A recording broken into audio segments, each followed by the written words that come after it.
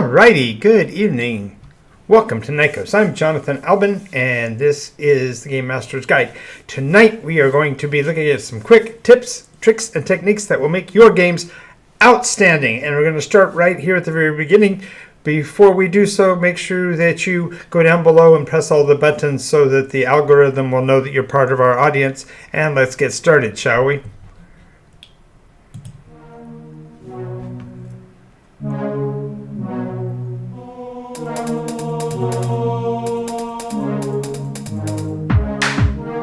Absorbing damage is the name of the game. Okay, so this is going to be a short episode, and we're going to be going over these pretty quickly, but we're going to talk about a whole bunch of tips and techniques that will make your games more excellent. And now I'm going to be talking specifically for game masters. You are my peeps, so to speak. I've been a game master for 50 years, and I really want to make your games as excellent as they can possibly be. So we're going to start off right at the beginning. When you are introducing anybody to anybody in the game, and I'm talking about whether they be player characters or NPCs, make sure that you use these three if you can when you are introducing them. And while they may seem innocuous at first, if you want to really establish the memory of this persona, this character, in the minds of others, you'll want to use all three. Now, in certain cases, you'll want to negotiate with the players whose characters you are introducing so that they will have these specific pieces built. So let's just look at them really quickly. The first one that you're going to want is the details. Now, when I say the details, you want to give as much information, as detailed information, and as fun information as possible. Now, if you have any understanding of humor, you can see where there's going to be opportunities for using yes and. There's going to be opportunities for using the two the same one different kind of mechanics when you're doing these, so that you can build in some laughs and some identity to the characters right from the beginning. So make sure that your details list is not only pertinent, but also, at least at some level, irreverent, so that you get some of that icebreaker benefit out of it. The second thing you're going to want to do is develop some understanding of their speech pattern. Now, whether this is in particular your NPCs who could be cast off, you might be, describing a window dressing, in which case you don't have to go too much into the speech. But the idea is to give the identity to the persona as you're developing it, so that the players can interact with it. And finally, if you're going to be doing a persona that you're going to carry forward, maybe that person has a tagline. Maybe that person has a phrase they like to use, something that identifies them instantly for your players, so that they can know who is walking into the scene even before you've given any details or descriptions. But these three, you really give an idea that your players can grab a hold of, and this helps to establish the concept of the memberberry, that piece of the story that they will remember after the session and will keep them coming back for more episodes.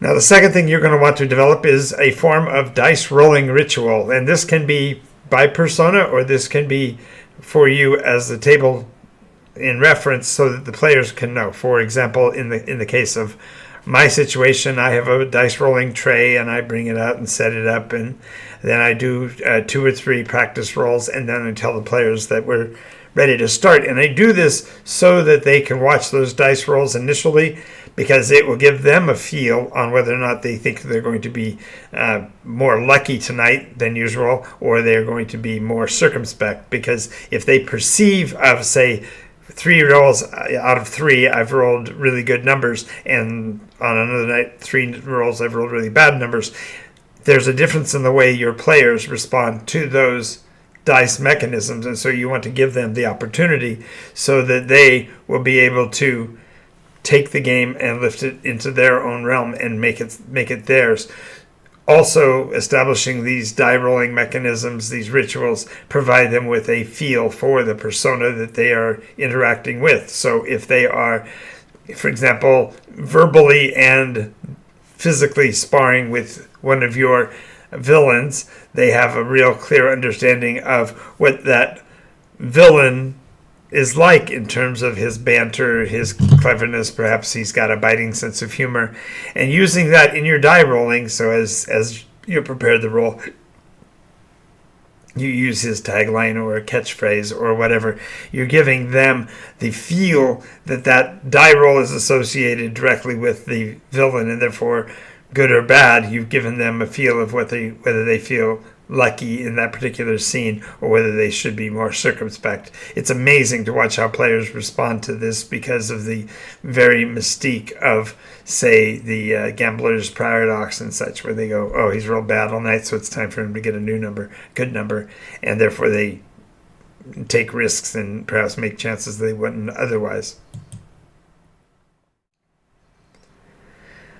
All right, and this, now I'm talking to players in particular, you want to develop an internalized role. And this could be, I suppose, for your non-enjoined or your NPCs as well, because they need to have a feel for what they are doing in their story.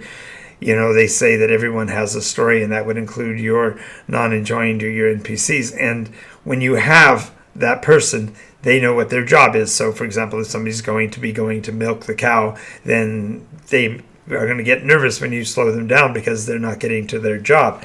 And by having these specific objectives, they then have a feeling of what they are supposed to be doing, and therefore they will act accordingly. And by realizing that that's actually a piece of it, you're giving the players the opportunity to really get their teeth into the character that they're playing and what the purpose is for them being there, which ironically will make the more circumspect ironically be the ones that the players are most interested in, and the ones that you make overt are the ones that the players want to avoid. It's a fun dynamic to watch as players respond to the NPCs or other personas' internalized roles session over session.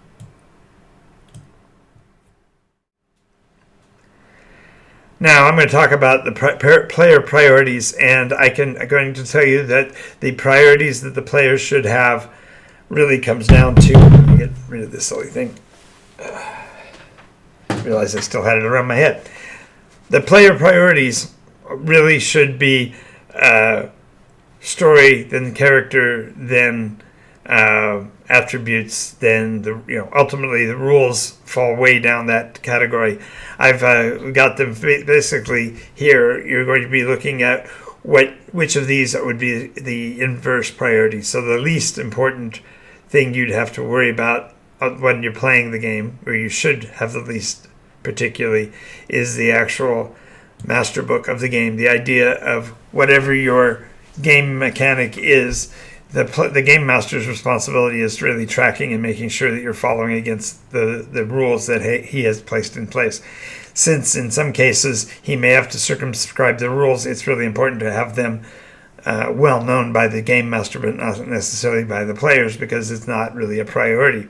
The second thing that is slightly more of a priority, and only so that you are staying on track for the story, is the rules supplement, whichever mechanism you are using. If you are looking at, say, a fantasy setting, you'll want to be utilizing the Dark Surge mechanism so everybody will be aware of what those options might be. Now, the third thing that needs to come into it, only because they are mechanical necessity for the game, but are not, the highest priority, is the actual die rolls in the game. And your mechanism for rolling dice needs to be set in advance. That's the reason why I mentioned the dice ritual. By having an idea of what the players are expected to do with their dice rolls, whether it means leave them lay at the table or have another player verify the numbers, or, for them to already adjudicate whether the attack is a full, partial, or wild success. All of this does is gives the players the ability to actually sink their teeth not only into the rules of the game, but how their characters should react to those numbers. For example, we had a situation in a recent game where our lead persona went into a situation very confident, went in to do combat with a villain, and rolled the dreaded 000, which is, in the case of Nycos RPG, it's the worst possible roll you can make. There's really no escape from the doom that is associated with such a failure. But then I did my die roll didn't do much more, and yet the very thought of having it rolled that triple affected the player and that persona, because it represented what he thought of as a failure in his own eyes, and was dreading what might have happened if the villains had succeeded where he had failed. And so this idea of dice rolls become important, but they're really not something that you need to, grab a hold of. You need to go ahead and just let those kind of die rolls go by you. On the other hand, the idea of putting priority on the die roll makes the situation feel more dramatic and exciting. But ironically, the one thing that you probably need to have the least concern of during the game is the actual character sheet. Now, most role-play games almost demand you to be staring at this piece of paper throughout the game session. But what I'm going to recommend is something that's going to surprise you, and that is put your character sheet aside. Maybe perhaps if you are looking at your base values, like in the case of your Nikos RPG persona sheet that's got it clearly defined, perhaps have those out because you'll need the saving throws. But mechanically, you should have an idea of who your persona is, what kind of abilities they have, such a way that you don't have to be staring at the persona sheet. Because when you are playing the game by the numbers, then you're playing a game instead of playing a role-play game. Because in the role-play game, it's far better for the story and for your personas to interchange directly with the story.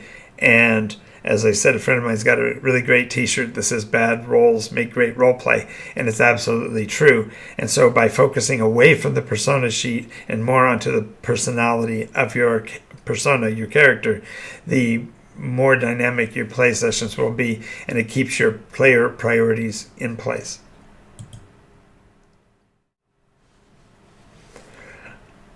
All right, when you are dealing with a role-play situation, let's say we are talking about, the recently adjudicated fight scene, and now we're talking about how we're going to make the scene memorable for us to be able to recall details about it. Look at the fight in terms of its meaning. What was it that needed to be accomplished? Did we do that? Were we supposed to drive the monster away? Were we supposed to kill it outright? Were we supposed to push it to surrender its rewards or whatever? The idea of finding what the meaning was gives you something to hang your hat on in terms of the actual role play of the scene. And so when you do this, you create a way for your persona and yourself to remember the fight scene, remember exactly what happened moment by moment in the scene for it to be related to others. Most players will acknowledge that one of the most fun things about role-play games is as I've described before, the member berries, these moments that become seminal to your existence because it's a shared experience that you had with the other players, and you can really sink your teeth into holding on to that memory. And by committing meaning to that memory, it becomes more important and more valuable to you over time, and therefore you hold on to the details for longer.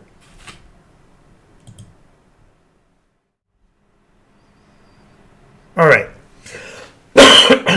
Perfect for the library here.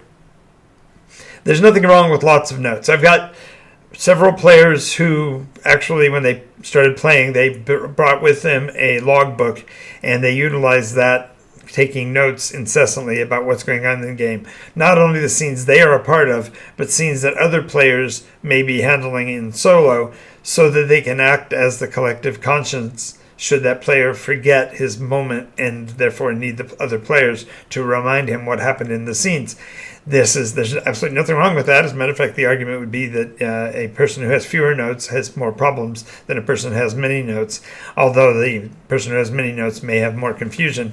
But this is a great way to develop those skills in note-taking, in journaling, in blogging, in tracking all of your data, because there's nothing wrong with having a pile of notes. As a matter of fact, I have an ongoing agreement with my players that when a campaign ends and it reaches its terminus, any notes or information or tools they provide back to the game that they used in the campaign become artifacts themselves.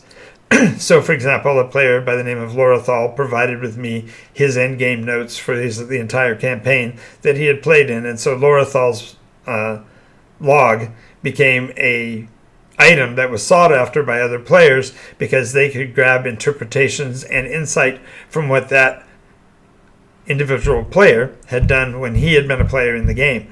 And by having that tool, they were able to therefore get new insights on what might be happening in this iteration and therefore give more access to the information that book provided.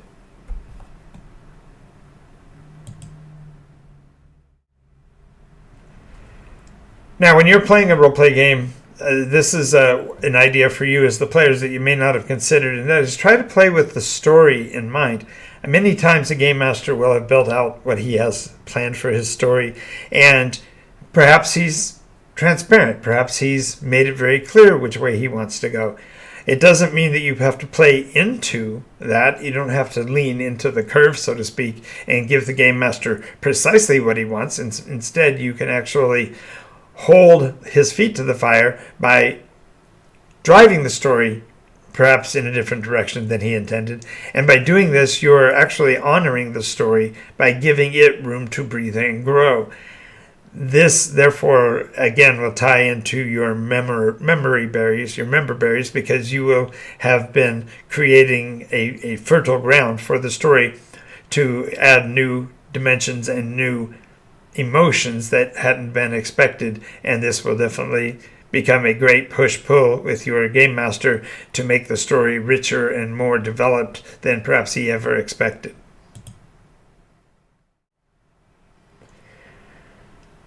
Okay, it's also important to remember that it's okay to play. And by that, I mean there have been situations where you have all of the information that was necessary. You have a clear direction where you want to go, but you also have plenty of time. You look at the clock and you still got an extra hour. It's okay to detours. Maybe find something you want to collect that wasn't in the scene before. It's perfectly fine for your character to build out his identity, not only by what he possesses, but what he is trying to engage with, what he prefers to do with his free time. And by allowing a little bit of that letting of your hair down, so to speak, you give the game master yet more fuel for ongoing adventures and not limit yourself to what you might be able to do. This is really particularly important when you're looking at aging your character up as time goes by. There are going to be things that need to be done that he may not have been able to do at earlier levels. Perhaps you have new skills you'd want to develop, and this would be great opportunities for you to add in those narrative points and still honor the storyline of the game. So just realize that staying in the game, even after you've, say, defeated the big bad, is a great way to enhance what the players will be doing in the long term and how they develop as persons going in. Alright, so this last part, this last tip, trick, or technique is really more of a request rather than a demand, and that is to thank your game master, your players, and if you are playing at a third-party location, your host, because it's really important to acknowledge and honor the storyteller who's done all the work to bring the pieces together. Even in a case of a sandbox, he still has to learn how to adjudicate those conflicts that you bring forward that he may not have considered. You also have to look at what efforts he's made to make the game inclusive for those of you that are participating that may not have otherwise. You also want to thank your other players because it isn't a one-person spirit game. It's not a solo experience. Instead, it's supposed to be the players interacting together to build the story and therefore improve everybody's game experience. And again, finally, if you are playing at a third-party location, make sure you thank your host. In my case, I play at game stores, and the person with whom I do a lot of work at the location knows how much I appreciate the effort, and even myself and the owner, I often make sure I make efforts to go hunt him down and thank him for the opportunities that his store has provided for me. Now, thank you for being here. This has been Nikos, and it's been the Game Master's Guide. And before you go, I want to always remind you what my grandfather said. You've done enough work. Now go play. And I mean you. Go play.